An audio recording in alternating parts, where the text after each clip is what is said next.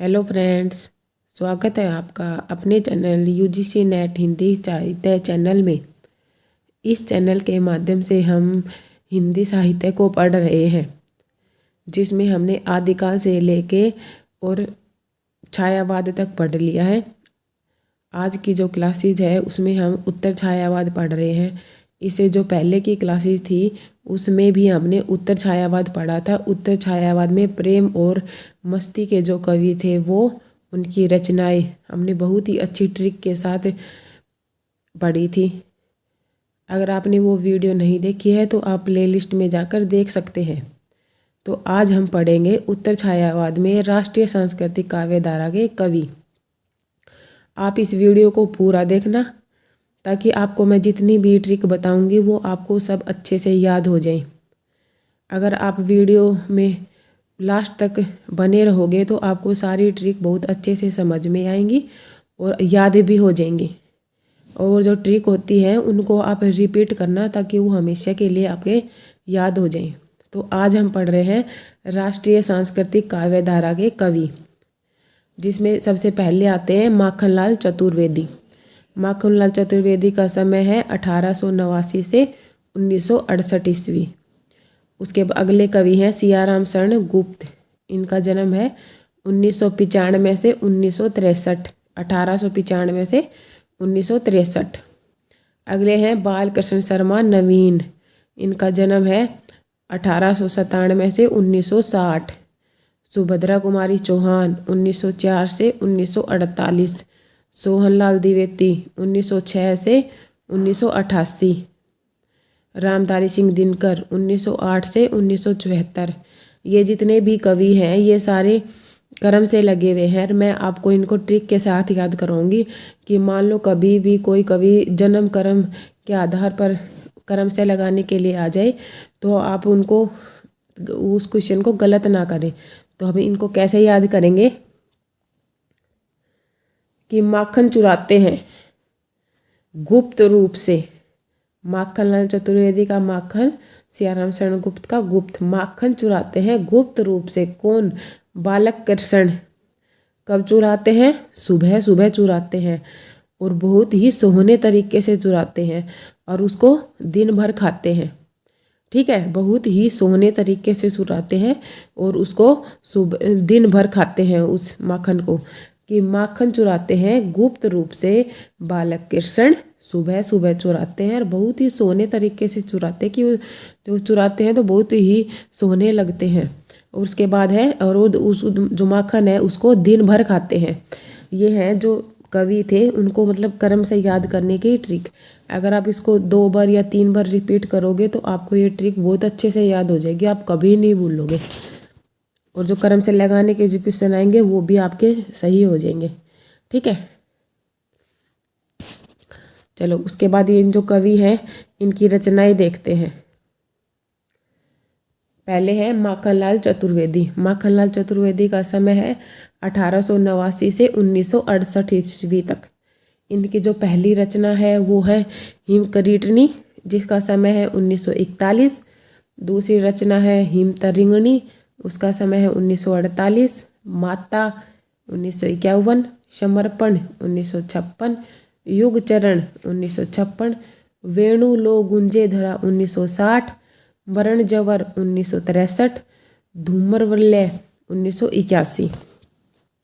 जो माखनलाल चतुर्वेदी है उसको भारतीय आत्मा उपनाम से प्रसिद्ध है। माखनलाल चतुर्वेदी कि कभी कभी आ जाता है क्वेश्चन में कि भारतीय आत्मा किसे कहा जाता है, तो किसे कहा जाता है? माखनलाल चतुर्वेदी को भारतीय आत्मा कहा जाता है। ये इनकी रचनाएं थी हिमकरीटनी, हिमतरंगिणी, माता, समर्पण, युगचरण, वेणु लो गुंजे धरा, मरण जवार और धूम्रवल्लय। ये माखनलाल चतुर्वेदी की जो रचनाएं थी वो हैं और ये रचनाएं सारी क्रम से हैं। अगले हैं सियाराम शरण गुप्त। सियाराम शरण गुप्त का समय है 1895 से 1963 ईस्वी तक। ये सियाराम शरण गुप्त का समय है। इनकी पहली रचना है मौर्य विजय, जिसका समय है 1914 ईस्वी। अनाथ 1917 ईस्वी।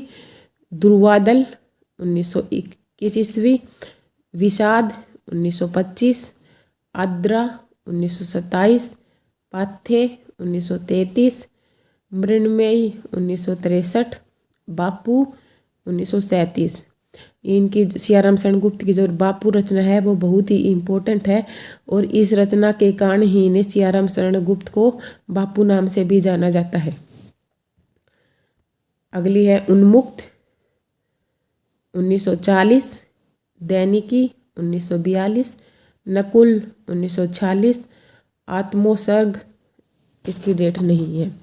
ठीक है, मैथिली शरण जो गुप्त थे, सियाराम शरण जो गुप्त जो कवि थे वो मैथिली शरण गुप्त के अनुज थे। अनुज मतलब छोटे भाई। सियाराम शरण गुप्त की जो प्रथम कविता है वह 1910 ईस्वी में इंदु पत्रिका में प्रकाशित हुई थी और इनका जो प्रथम काव्य संग्रह है वह है मौर्य विजय। ठीक, अगले जो कवि हैं राष्ट्रीय सांस्कृतिक काव्यधारा के कवि हैं वो है बालकृष्ण शर्मा नवीन, जिनका समय है 1897 से 1960 ईस्वी। इनकी पहली रचना है कुमकुम 1937। कुमकुम बहुत ही अच्छी मतलब प्रसिद्ध रचना है और इसी रचना के कारण बालकृष्ण शर्मा नवीन को प्रसिद्धि प्राप्त हुई थी कुमकुम के कारण, जिसका समय है 1939 ईस्वी।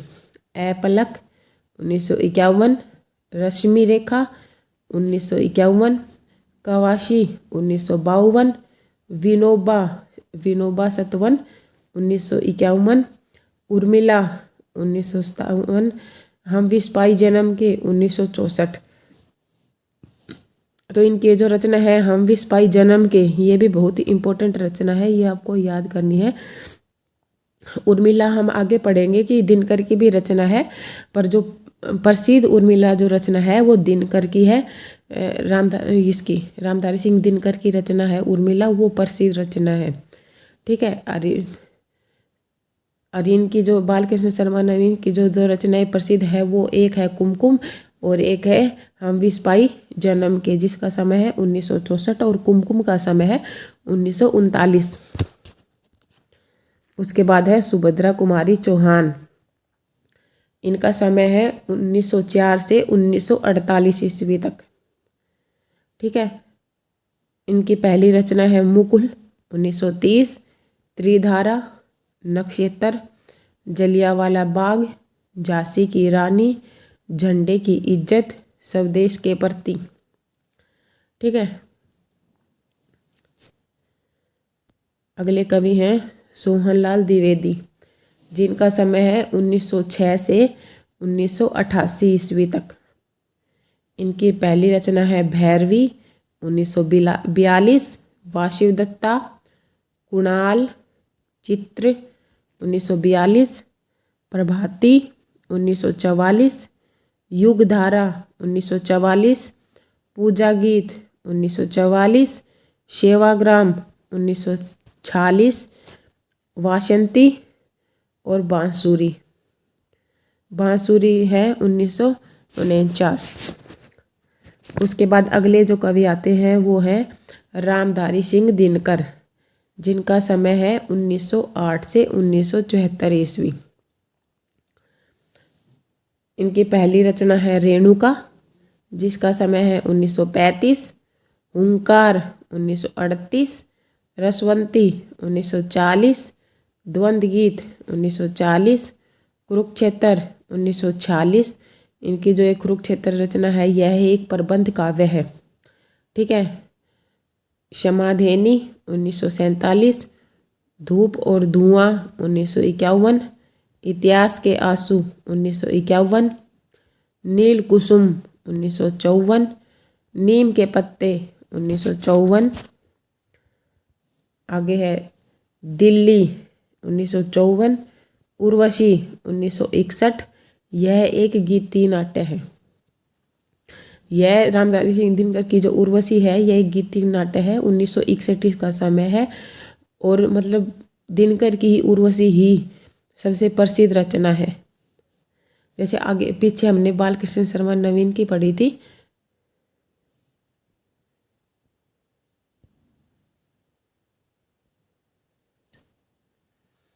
अगले हैं परशुराम की परीक्षा 1963, आत्मा की आंखें 1964, हारे को हरि नाम 1970।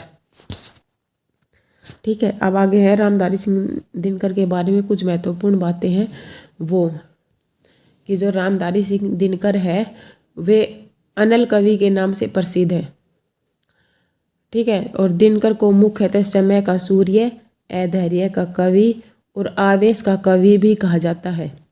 क्या कहा जाता है? समय का सूर्य, अधैर्य का कवि और आवेश का कवि। और जो रामधारी सिंह दिनकर थे वो राज्यसभा संसद के 3 बार सदस्य रह चुके थे। ठीक है, उनके बाद इनकी जो कविताएं हैं उनमें ओज, विद्रोह, आक्रोश तथा क्रांति की पुकार बहुत पाई जाती है। किस किस की? ओज की, विद्रोह की, आक्रोश की और क्रांति की। और रामधारी सिंह जी हैं, उनका जो दिनकर है वो है उनका उपनाम है।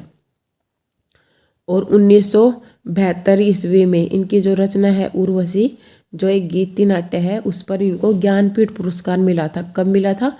1972। और उर्वशी का समय क्या है? 1961। यह एक गीति नाट्य है।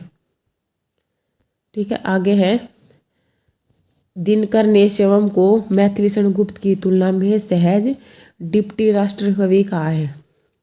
ये जो दिनकर थे वो एक राष्ट्र कवि तो थे ही, पर वे मैथिलीशरण जो गुप्त थे उनके सामने खुद को एक डिप्टी राष्ट्र कवि ही मानते थे।